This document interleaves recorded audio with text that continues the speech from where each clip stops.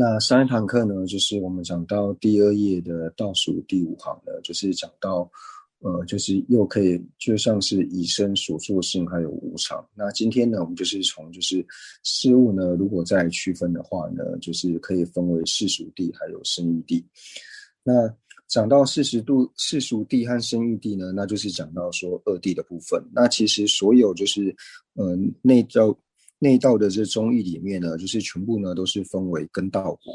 那根呢，也就是讲到说是二谛；那道呢，也就是讲到说方便道以及智慧道；那果呢，也就是讲到说呢，就是两种身，两种佛身。所以呢，透由呢，就是要了解就是世俗谛以及生义谛呢，要了解这个根呢，二谛呢，那我们要先升起呢，就是智慧以及方便。那依着智慧及方便呢，那我们最后呢，能够获得就是两种身的佛位。那这个呢是佛教四部宗义呢全部都共许的。那这边呢就讲到说，那世俗谛跟生义谛呢，它的意思是什么呢？那第一个呢，我们就讲述到说生义谛，所谓的第一个呢，讲述到世俗谛。那所谓的世俗谛呢，就是讲到说，当破坏或以心将部分个别的除去时，那这边呢，第一个呢讲到破坏。那破坏呢，主要呢是指说对于设法的部分，就是设法呢将它破坏之后，或者是呢就是以心将个别的部位呢除去的时候，以个别除去的时候呢，那新疆部分个别除去的这个呢，是指说就是非设法的这些法类。所以那第一个呢，就是我们讲到说什么叫做当破坏呢？破坏的时候呢，就比如说我们用锤子呢把瓶子打破的时候呢，那这个时候呢，执持瓶子的这个心呢，自然而然呢就不存在了。为什么呢？因为呢，锤子把瓶子打破的时候呢，瓶子就不存在了。那瓶子不存在的时候呢，那执持瓶子这个心呢，自然而然呢也就不存在了。所以这边呢，在讲述到说呢，当以破坏心呢，或者是呢心将部分个别的去除的时候呢，是要把它分开来看的。就是破坏呢，就是指到说就是破坏设法，像是呢用锤子呢将瓶子给破坏。那用锤子将瓶子给破坏的时候呢，会被执持呢自身的心所舍弃这个所缘之法，也就是呢执持自之心呢会舍去的意思。那这个呢，就像刚所讲述到的瓶子，或者说是毯子，就是当毯子呢，我们把它的经纬线呢一条一条拉开的时候呢，那这个毯子它自然而然就消失，自然而然就坏灭。那坏灭的时候呢，支持毯子的这个心呢，它自然而然呢也就舍去了。或者是说呢，或以心呢将部分个别的除去的时候呢，那我们以瓶子来说呢，也是可以的。就是说，比如说我现在心中呢现起了一个瓶子的形象，那也就是大腹扁足能装水。那我透由心呢，就是将我所显现的这个心中所显现的这个形象呢，就是平时属于大腹的这一部分呢去除，然后扁足的这一份去除，还有能装水的这个作用都去除之后呢，那自然而然支持瓶子这个心呢，它就不存在了。或者是呢，我们以车子来做譬喻的话呢，比如说我们将车子的支分，像是门、车子的门、车子的窗户呢，或是车子所有的零件呢，我们把它每一个部分呢，就是个别去除之后呢，那自然而然车子就消失了。那车子消失的时候呢，那支持车子的这个了知呢，本来支持车子的了知是福顺的了知，但是你把它每一个个别的部分都排除之后呢，这个福顺的了知呢，因为车子不见的时候呢，支持车子的这个福顺的了知呢，它自然而然呢就会消失。所以后面讲到呢，会被支持呢自身的心，那支持自身的这个心呢，指的呢是福顺的了知。因为如果说是不福顺了知的话呢，那也就没有所谓的舍弃不或者是不舍弃了。所以这边呢，就想要说呢，当破坏或以心将部分个别的除去时呢，会被支持自身的心所舍弃的这个所缘之法呢，是世俗谛的性相。那势力呢，就是安利呢，像是瓶子或者是毯子，因为呢，当以锤子呢，就是击碎瓶的时候呢，支持瓶子的心呢，自然而然就舍弃了。还有呢，就是想说，当毯子的纱线呢被一根一根的除去的时候呢，那支持毛毯的这个芯呢，自然而然呢也就会消失。那虽然说呢，瓶子呢，毛毯呢，它并不像是瓶子一样呢会被就是锤子呢给敲碎，但是呢，就是当它的这个经纬线呢，它的每一根线呢，一根一根被除去的时候呢，那当这个一开始就是讲说破坏，或者说呢，我们的心呢，将这个毯子的每一个部分呢，个别的除去的时候呢，那当然呢，你支持毛毯的这个心呢，它自然而然你就会消失。那以我们现在来说呢，就是如果说我们要观察呢，就是瓶子呢，它是不是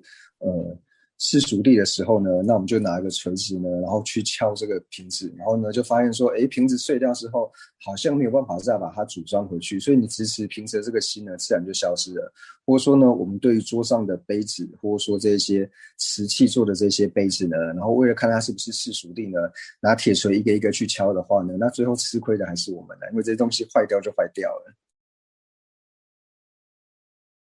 或者是说呢，我们现在就是在拼拼图的时候，我们现在在拼图的时候呢，如果说我们把这个拼图呢一块一块拼起来的时候呢，那你所拼的这个图案呢，它就会显现出来。那同样的呢，你如果把这个拼图呢一片一片呢就是掰开之后呢，那自然而然呢，这个拼图就是你所拼出来的这个形状呢，它自然而然就消失了。或者是说呢，就是现在就是我们可以用乐高呢，然后去组成像是房子啊，或是一些东西。那组起来的时候呢，它就具备了房子的这些形状。但是呢，你把乐高呢，它的一块一块呢拆开之后呢，它这个房子呢又消失。所以我们要去抉择呢，这个法是不是生育地，是不是世俗地的时候呢，我们可以用拼图或者说用乐高呢来做抉择，不要拿我们的什么瓶子啊或是杯子呢来做抉择，因为这些打坏之后呢就没有办法复原了。或者说呢，最方便的方法呢，就比如说我们在白板上面呢写一个大大的 A，然后呢，你把 A 的上半端呢用那个板擦擦掉之后呢，它就已经不会是 A 了。或者说你把 A 的下半段擦掉之后呢，它也不会是 A。人切呢就说他以前呢就是小时候呢就是有遇过一个那个老法师，那个老法师他本身呢就非常的风趣，那个老法师呢他有一个他自己非常喜欢的一个瓷器做成的杯子，那有一天他不小心把这个瓷器做的这个杯子呢，然后不小心撞到墙壁，然后撞到墙壁呢就哐一声之后呢杯子就破掉了，所以老法师就说，哎呀，这个瓷器的杯子呢，杯子就是杯子，哐一声之后呢就没了。就是说为什么会听到就是撞到墙壁的时候，哐一声之后呢，然后杯子就破掉，因为这个是藏文它的一个同音，就是中文可能听不出这个笑点。那藏文就是因为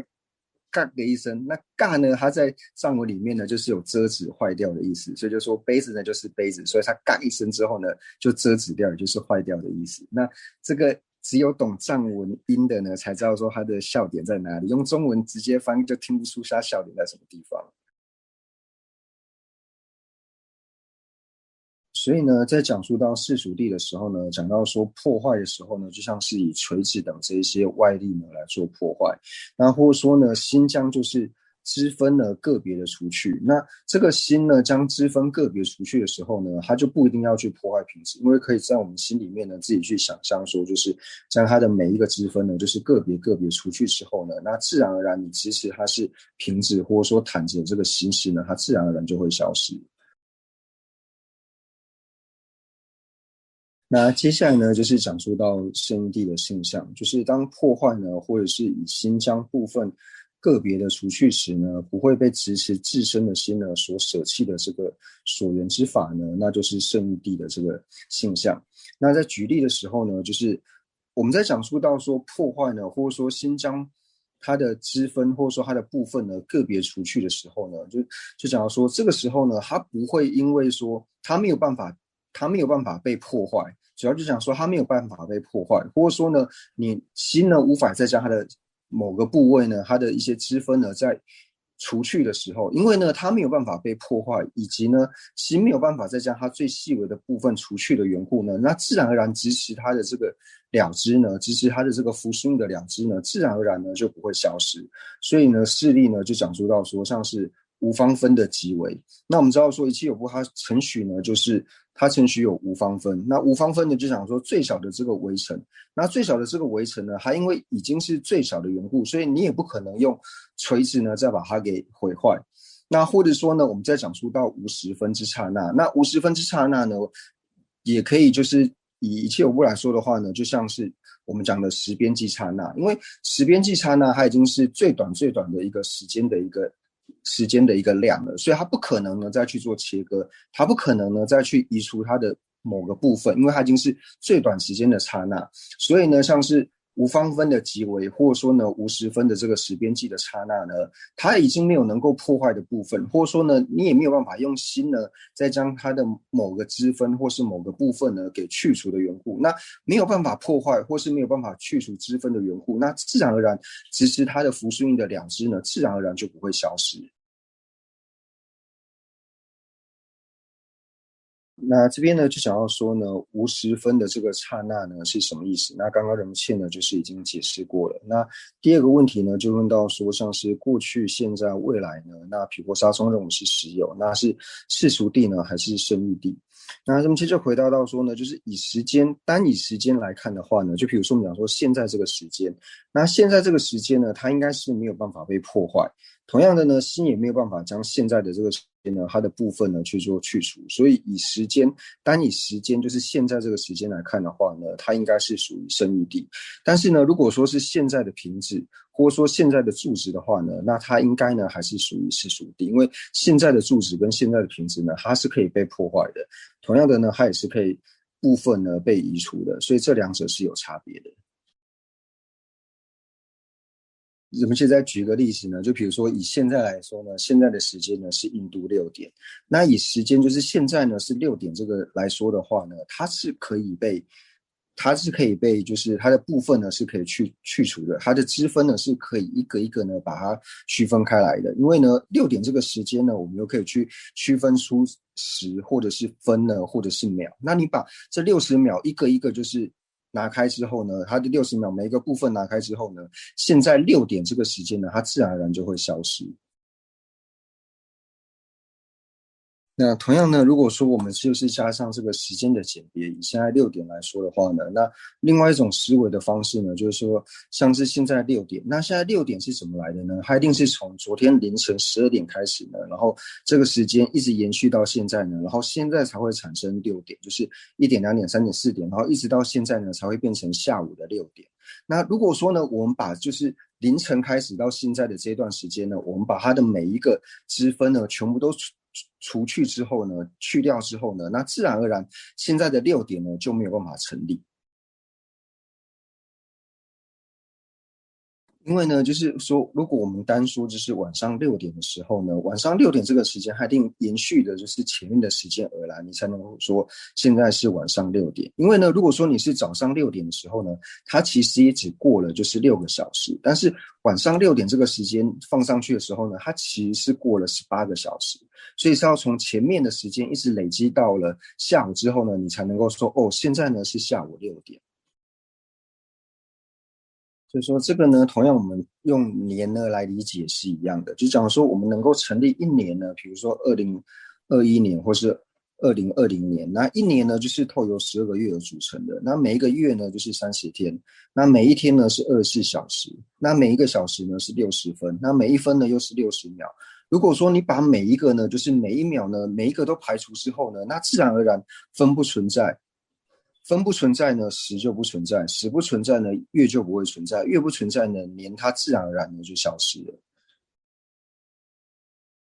就是呢，这边有问到说呢，世俗地和生意地呢，这样子分类呢，有什么好处，或者是有什么样的原因呢？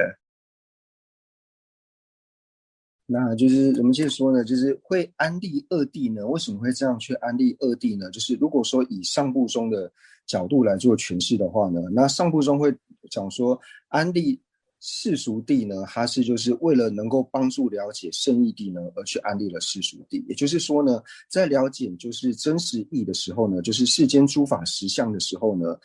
圣义谛呢是最殊胜的理解方式。那世俗谛呢，就是帮助了解这个世间实相的一个方法。所以由此来区别呢，就是圣义谛及世俗谛这两者。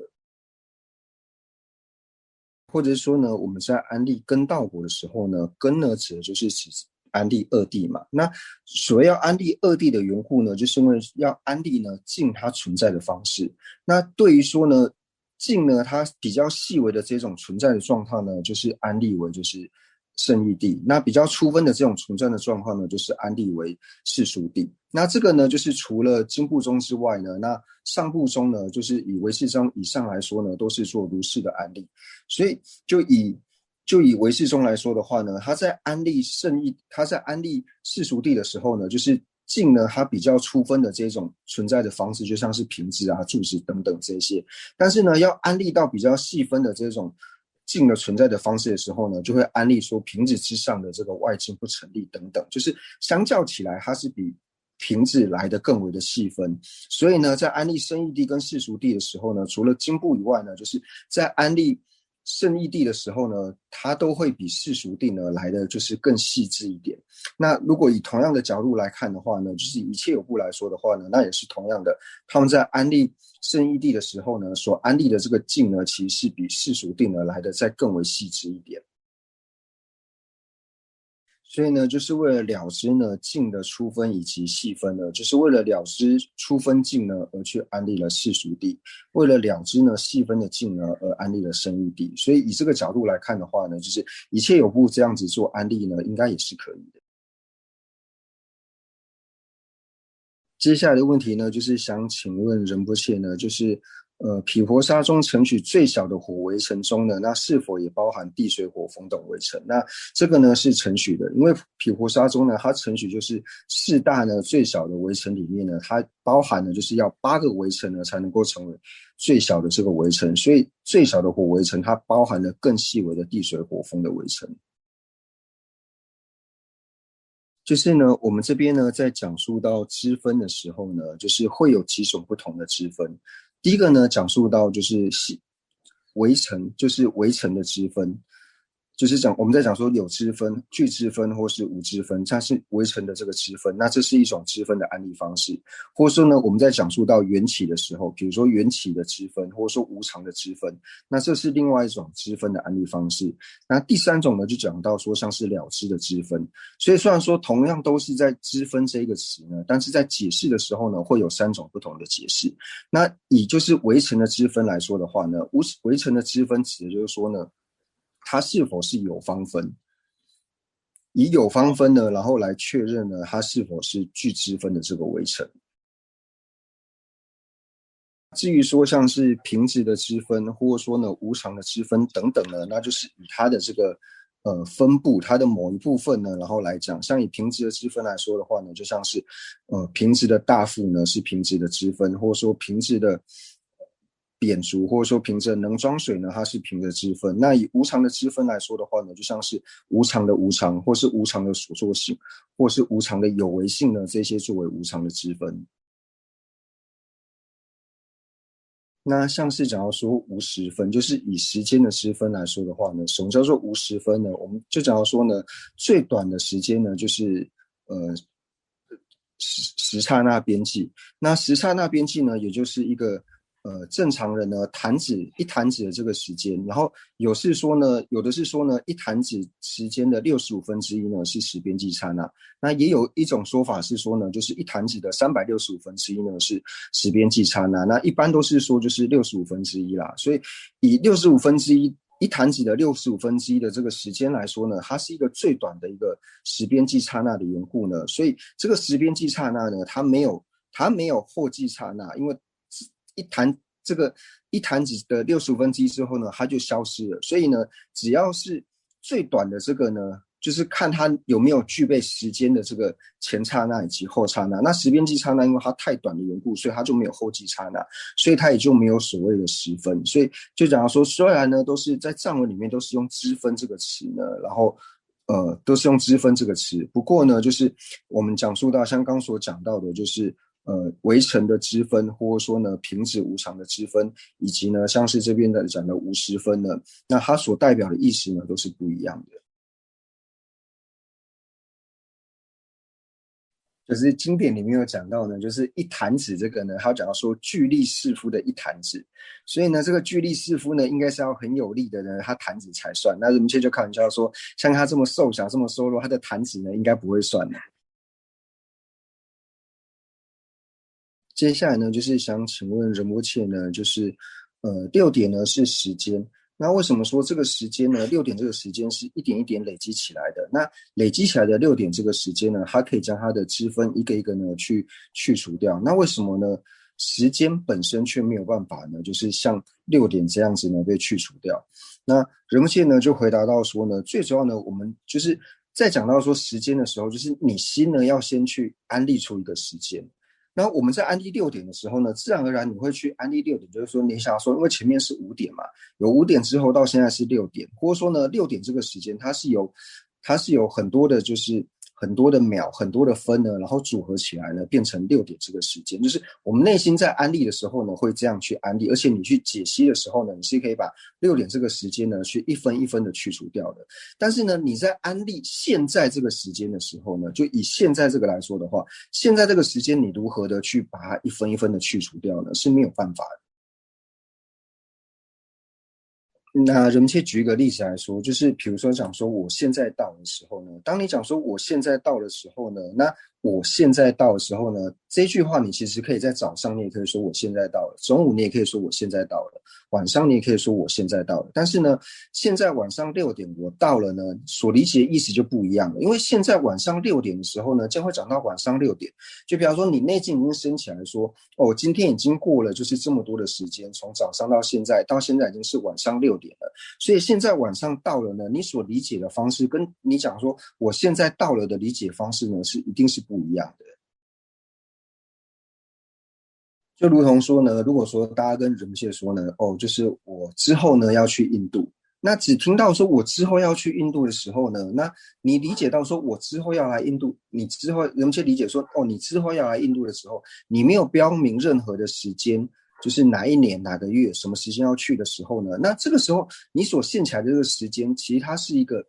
你不知道怎么去做一个区分的，因为只说到说之后要去印度而已，它并没有把说什么时间很明确的指出来。那如果是说呢，跟人们先说哦，我2023年想要去印度的时候呢，那这时候就很清楚，我们接着就会继续问说，哦，那是2023年的哪一个月，或者说呢什么时间？那你又计划什么时间来印度？这个时候呢就会变得很明确。所以最主要呢，就是我们心在安利的时候呢，其实是有区别的。那这边呢，就是想请问仁波切，就是呃，如来呢，对于毗婆沙宗呢是世俗谛或是圣义谛。那以如来来说的话呢，是佛圣者。那佛圣者呢，他是无法呢，就是支分是无法个别的去除的，所以呢，他算是圣义谛。那就是对于说一切有部来说呢，还有不共于就是上部中的程序，就是在讲到如来或者说佛圣者的时候呢，那他们一切有部是把佛身呢，就是佛的这个色身呢，他不承许说佛的色身是佛，这个是一切有部呢，它比较特别的一种程序。那人们先是说呢，他就是之后呢，就是有计划呢，会想为各位讲述说，就是一切有部呢，它不共的程序，就是它不共同于上部中的一些程序。那人们界它本身呢是有把它整理出来，就是这样算一算呢，就是一切有部呢，它不共的程序呢，大概有27、28条。那将来有时间的时候呢，那人们界就可以一一的呢为大家来做讲述说，一切有部呢，它所一些不共于上部中的一些程序呢，到底是什么？那在讲述完之后呢，大家就能够说，除了说中译里面我们现在讲的中译里面呢有提到的之外呢，那除了课本里面所讲述的呢，那也可以透过人切的补充了，那我们就能够更清楚。那就以我们学中译呢到现在来说呢，就是我们了解到一切有部呢它不共的程序呢，那第一个呢就是像它是不承许质证，第二个呢就是它承许呢就是30呢都是实质，30呢都是值的程序。那第三个呢就讲到说呢，它程序有就是常的事物还有无常的事物，这个也是它不共的程序。那同样呢又讲述到说，像是他们所程序的二谛呢，那也是跟上部中所程序的二谛呢程序方式是不一样的。那还有呢，就是我们在讲述到说常的事物的时候呢，就是讲到说无为虚空，然后呢觉则灭以及非觉则灭。那同样呢，它的觉则灭还有非觉则灭呢，也是一切有部不共的程序。那还有讲述到说呢，就是凡是所遮呢，就一定不会是无遮。那这个呢，也是他们不共的程序。所以从我们开始讲述中义到现在呢，已经出现了大概6、7个呢一切有部它不共的这个程序。那所以呢，在安立圣义的时候，圣义谛的时候呢，就想要说安立呢就是无方分的即为，然后呢无时分的刹那，还有呢无为。那会这样是安立的缘故呢，就是在俱舍论里面呢有说到说，彼觉破变无，会悉于意耳，如平水世俗，一此名圣义。那彼觉破变无，然后呢会悉于意耳呢，就是这边所讲到的，当我们透有破坏呢，或者说心将部分个别去除的时候呢，那会被执持自心的心所舍弃的这个所缘之法呢，它就是所谓的世俗谛，就像是呢瓶中水一样。因为瓶中水呢，当你把它去除之后呢，就是瓶中的水，当你打破瓶子的时候呢，水流光之后呢，就没有办法去直视它，所以它是世俗。然后意识呢名圣义，就是反过来说呢，就是当破坏呢或是心将部分个别除去的时候呢，不会被持之自身的心所舍弃的呢，那这个呢就是所谓的圣义。那这边呢，就是我想请问仁波切，就是圣义量呢是否能证得世俗谛，还有名言量呢是否能证得圣义谛？那仁波切这边就回复到说呢，这种讲法呢是应成派的程序方式，应成派的讲法。那所以就不知道说对于这个问题呢，是要用中观宗的角度来回答你吗？那至于说呢，就是如果说以中观宗的角度呢来回答说圣义量呢是否能证得世俗谛，还有名言量呢是否能证得圣义谛呢？那这个呢，就是如果我们直接以月称论师呢，就是他在入中论里面一开始呢就讲到说二谛，就是在讲述到二谛的时候呢，那在字面上呢就有直接显现到说呢，就是以圣义量来说的话呢，它的所量呢就一定要是圣义谛。那以世俗量来说的话呢，它的所量呢就一定要是世俗谛。就是说从字面上来看的话呢，就是圣义量它只能证得圣义谛，那世俗量呢它只能呢证得就是世俗谛。不过呢，就是要辩论的话呢，那还是可以从一些理路的角度呢，然后来做辨析。那不过呢，就是在入中论的第10品呢，在讲到说谛的功德的时候呢，那就讲到说呢，圣义量呢，它只能够证得圣义谛，世俗量呢，也只能够证得世俗谛呢。这个呢是排除佛圣者。如果排除佛圣者的话呢，就是没有办法证得。因为呢，如果不排除佛圣者的话呢，那以佛陀心绪里面呢，就是证得如所有性的一切片智呢，它是可以证得尽所有性的。还有证得尽所有性的一切片智呢，它也是能够证得如所有性的。因为如果不这样子承许的话呢，就要承许说一切片智呢，它没有办法在一刹那的时间呢，就是同时证得一切所有的法。所以呢，如果排除了佛圣者的话呢，那圣义量呢就只能够证得世俗谛，世俗量呢也只能够证得世俗谛。那如果说把佛圣者加进去的话呢，那就变成不一定了。那虽然说呢，就是在入中论的第10品呢，就是以佛圣者来说的话呢，因为佛圣者心绪之中呢，证得如所有性的一切片智呢，是能够证得尽所有性的，证得尽所有性的一切片智能够证得如所有性的话呢，那就表示说呢，世俗量呢，它是可以证得世俗量呢，它是可以证得圣义谛；那圣义量呢，它是可以证得世俗谛的。那虽然说呢，有这样子的就是有这样子的一个程序，不过呢，就是宗喀巴大师呢，对于这方面呢，还是提出了就是很多的问难。那这一部分呢，我们现在就不多做解释。就是讲到说呢，瓶子呢，就是假如说瓶中的水也好，或是杯中的水也好呢，就是它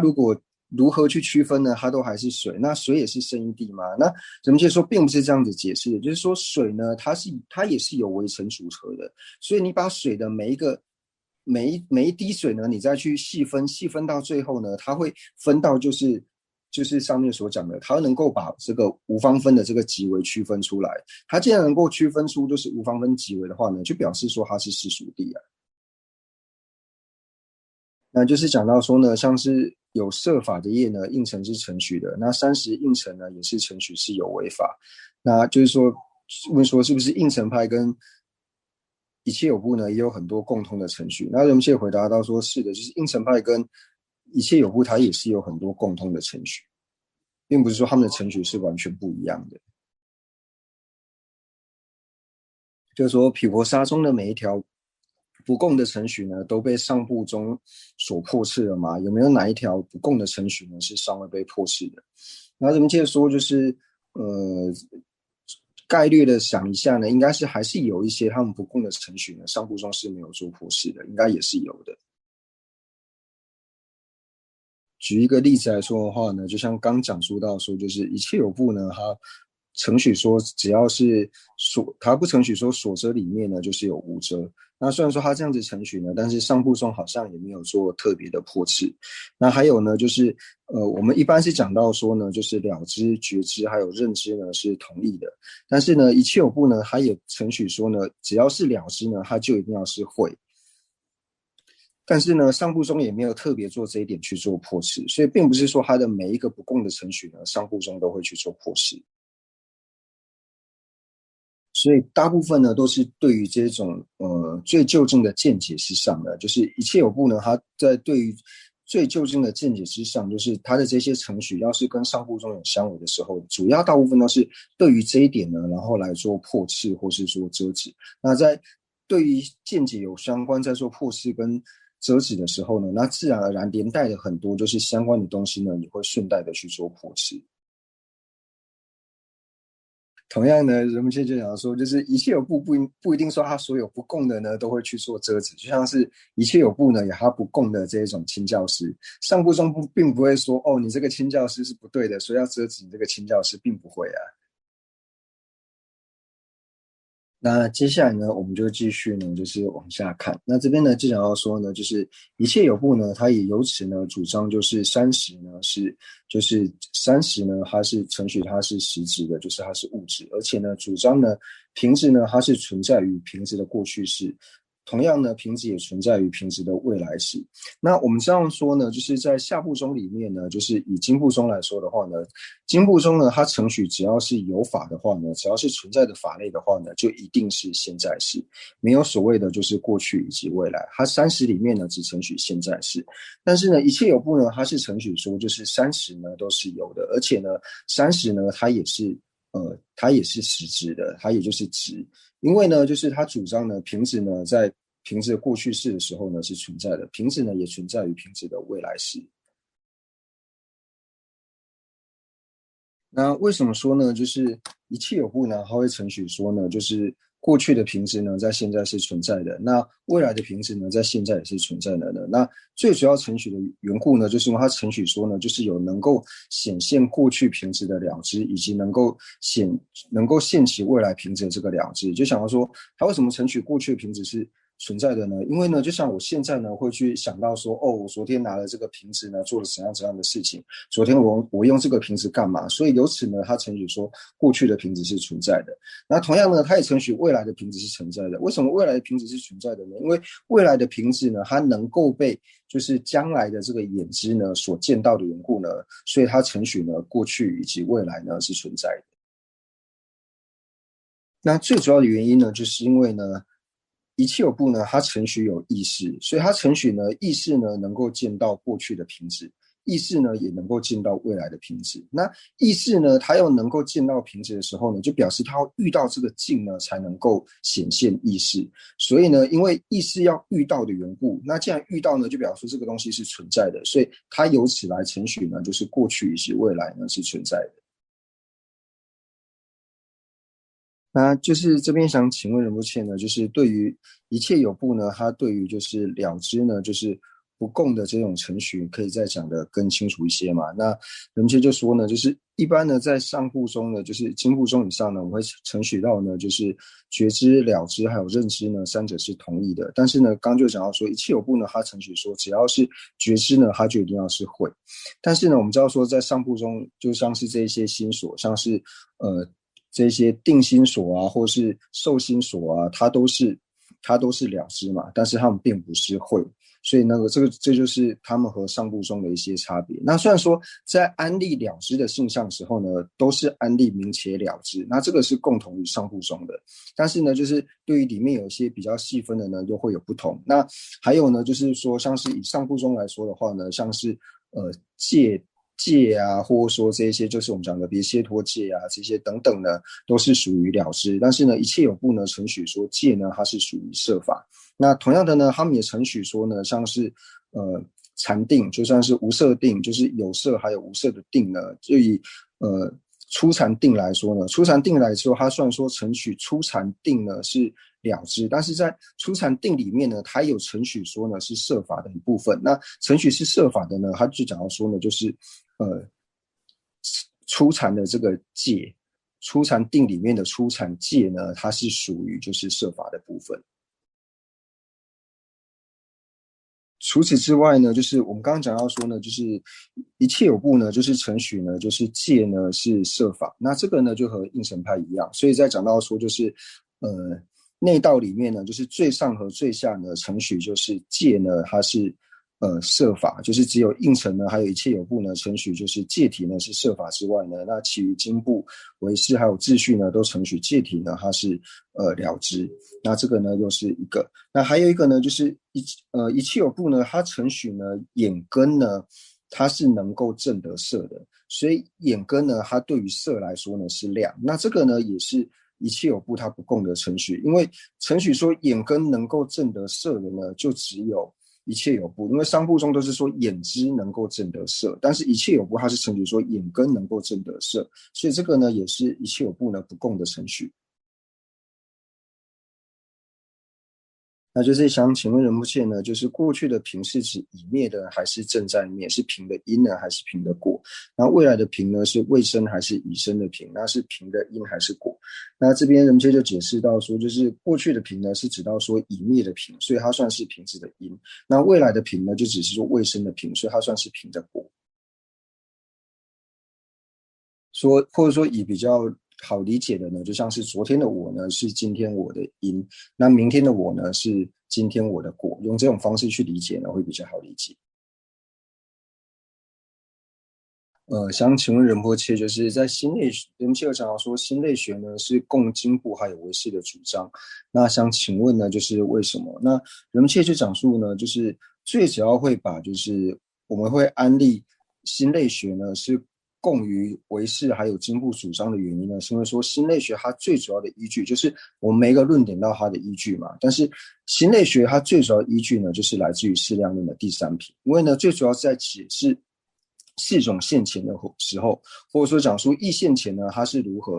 何产生的时候呢，最主要的依据呢，都是以释量论的第三品，因为释量第三品是现前品嘛。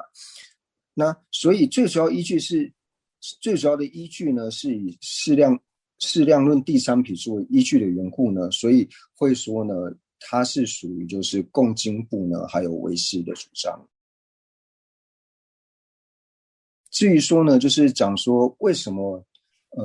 心类学呢，它有共就是经部中的主张呢？因为我们在讲到说，在讲述到三元的时候也好，或者在讲述到根现情的时候也好，就是色类学里面它是承许说色呢，就是直色眼知的所缘缘。既然承许说它是它的所缘缘的时候呢，它又会承许说是它的因。那这个呢是经部中的程序，所以它在里面呢就是有属于经部中的程序，同样呢也是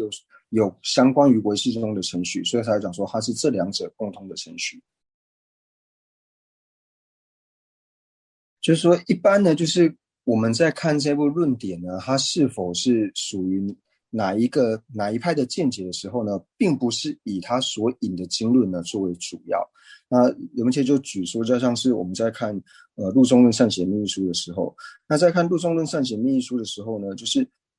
他在解释到像是就是我们讲的就是四缘的时候呢，就是所缘缘真上缘等无间缘，在解释到缘的时候呢，他同样也是引用就是俱舍论里面的寄送，但是你不能说陆中论善显密意书它是一切有部的这个见解嘛。那同样的呢，在学习现观的时候呢，在讲述到像是四念住等等的时候呢，那它是引用就是经部中的一些论点来做诠释，但是同样的你也不能说现观中养论呢它是属于经部中的见解。那同样的呢，就是现观里面或者说中观里面，在讲述到六因无果的时候呢，一定都是引用俱舍论的嘛。但是你不能说它是引用俱舍论的时候，它就是属于一切有部的这个见解了嘛。所以如果说这样子就称它是一切有部见解的话呢，那就只会吃菜而已。就是最后一个问题呢，就是想请问仁波切呢，就是对于毗婆沙中所承许的，就过去、未来、现在，比如说过去品、未来品还有现在品是同时存在的嘛？那仁波切呢就回答到说呢，是的，他们一切有部是承许过去品、未来品还有现在品呢都是存在的。存在的理由就是因为说现在呢有能够圆到过去品的意识的缘故呢，所以过去品是存在的。同样呢，现在呢也有能够圆到未来品的意识，所以呢，未来品以及过去品呢，在现在呢也是存在，所以是同时存在。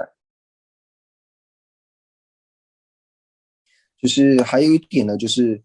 一切有部呢，它承许因果呢是同时发生的，他们不共的一个程序是承许因果是同时发生的，这也是一切有部不共的程序。